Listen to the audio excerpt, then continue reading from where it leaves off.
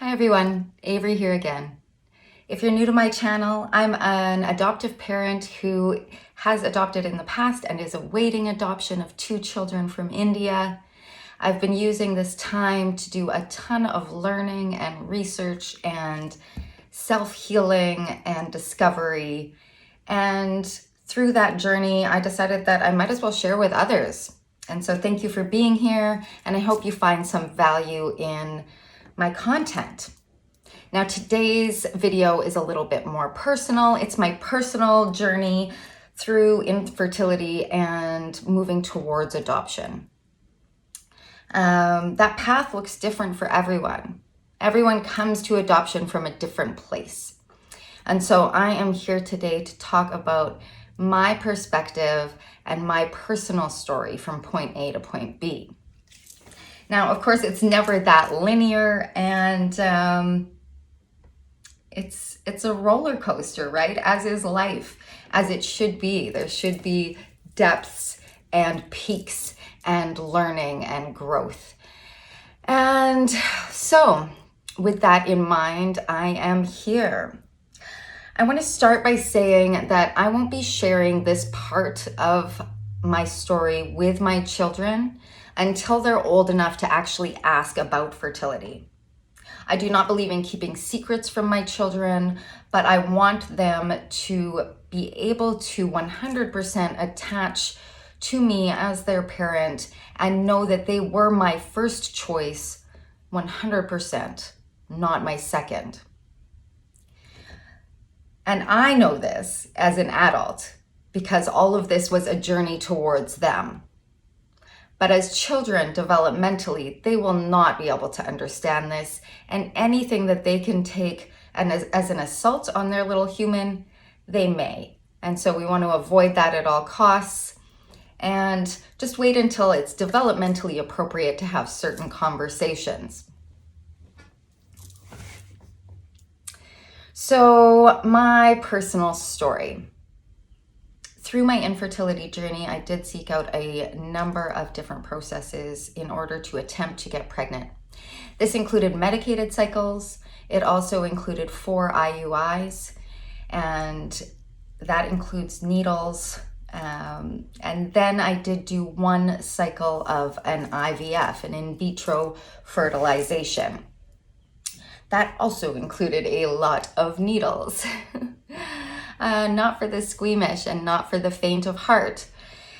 You really need to be able to personally give these to yourself, or possibly to have a partner to do so. But I even needed to go into the bathroom at work and give them to myself. And so you need to have a lot of resiliency and ability to manage your own health in this way. It was brand new to me. As much as I wasn't scared of needles before, I certainly didn't ever think that I would need to be giving them to myself on a daily basis. And so that was an interesting time to go through. It was also very empowering because, as strange as it is, there was something I could do. And so there was a task at hand every day that may help me to move towards my goal. My brain liked that. But it was really hard on my heart. For the IVF, when it came to transfer day, so you do all the needles, you get the eggs taken from you, you create embryos, and if you have embryos strong enough to transfer, you go in for transfer day. On that day, I had 2 embryos strong enough to be transferred. And I went in and I got on the table and was all ready to go in this very hospital setting. They did 1 final check on me, an ultrasound on my belly to see where things were at. And unfortunately, they found fluid in all 4 quadrants of my belly. All it takes is for them to find fluid in 1 in order for them to cancel the procedure. And so from laying on the table, they then told me that I could not have the transfer done that day, that it was too much of a health risk for myself. And I needed to go home. And without even the chance. And at that point, neither of the embryos were strong enough to freeze. So this was devastating.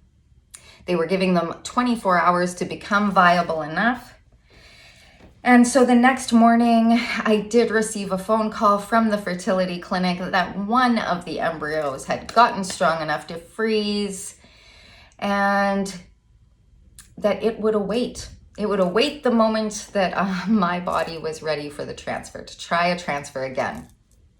And so I waited. And in the meantime, the embryo was frozen at the Ottawa Fertility Clinic. And every time I drove by, I said hello to her. I started calling her a her. I named her Elsa from the movie Frozen. And I began to get pretty attached to this little embryo. I loved her and the potential of what that was.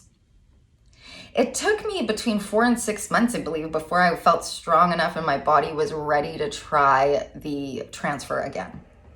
Because this meant a whole other round of needles, hormones, and I knew that my body just didn't like it.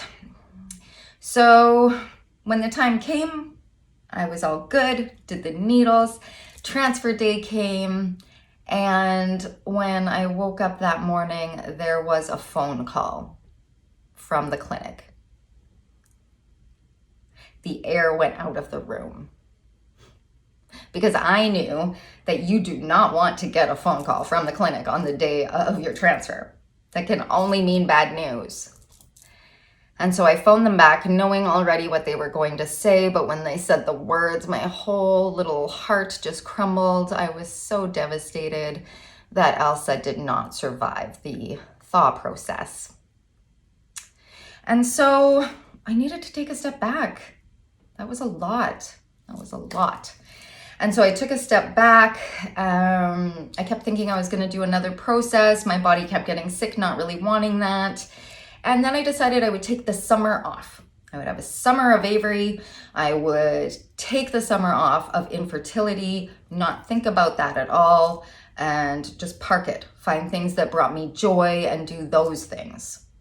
Focus on myself again, focus on grounding myself, focus on my art and my writing and the things that bring me personal joy. And at the end of the summer, it's not as though a decision was made, but there was a settling into. There was a landing. There was a really solid feeling place inside of moving towards adoption. That I had tried the fertility journey, that was not meant for me. And that the children that were meant for me were out there. I have a history of raising other people's children, of helping to raise other people's children in my family. I've been blessed with that role. I've taken it seriously. And I've healed my own trauma from my childhood. It's a work in progress and I keep on going, but I have healed my trauma. And I am excited and prepared to help my children do the same. So what a perfect fit. What a perfect fit. And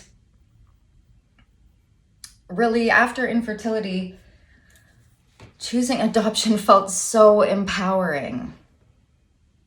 It's the first time that I believed wholeheartedly that I would become a parent. That I was moving towards that with certainty. And that felt amazing. Through this choice, I am allowing my children the basic rights to a family, to self-esteem, to safety, to food, to love. Not to mention a whole bunch of other awesome stuff. With adoption, there was a process. There was a beginning, a middle, and an end. And in that end, I know that I will have my family. And ultimately, that was what I really wanted. And as adoption settled into my heart, what I wanted more and more was to provide a safe, loving home for my children. I cannot wait to meet them. And even if it would take years, there was so much more of a guarantee. And I would be helping children that needed parents. And they would be providing a parent, children. We would be completing our family. We will be completing our family. As much as I'm not religious, there's a really awesome Bible quote that's also a Dolly Parton song called "I'm Here, Choose Me." And what a beautiful message for adoption and really for life. I am here. I have my specific set of skills and gifts and abilities, and I am able to provide that. For me, it's to my children, and for some, it may be a different, greater service. But I love the messaging. And what greater purpose than providing children a strong foundation for the rest of their lives? Now, after I decided towards adoption, there was a whole bunch more decisions to be made.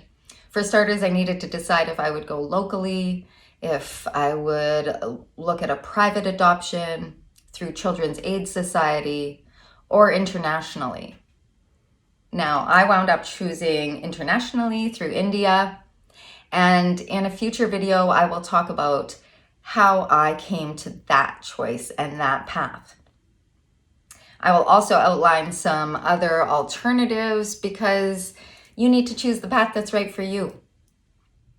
As always, thank you so much for being here. If you found today's content valuable, please remember to like and subscribe and hit the alert button. YouTube really likes that. I appreciate it, and I appreciate you. Until next time.